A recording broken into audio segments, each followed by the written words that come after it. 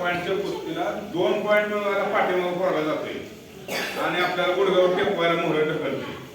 त्यावेळेला हा डाव करायचा. कोणता करायचा? धरायचा आणि तो डोकून मागे जा.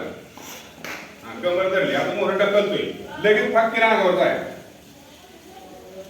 कोण आहे बघ कसं आहे, गडबड करू नको. पहिल्यांदा तो डोकून मागे जातो.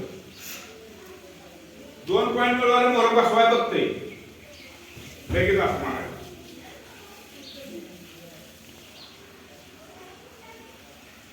पुन्हा कंबर धर, ती बसवायचा प्रयत्न करते. हा बसवायचा प्रयत्न करते, मोहर गुडघा टेकवायला तुम्हाला 2 पॉईंट मिळवायला. त्यावेळेला ती पाठीमागे आपण काय करायचं बघ. हा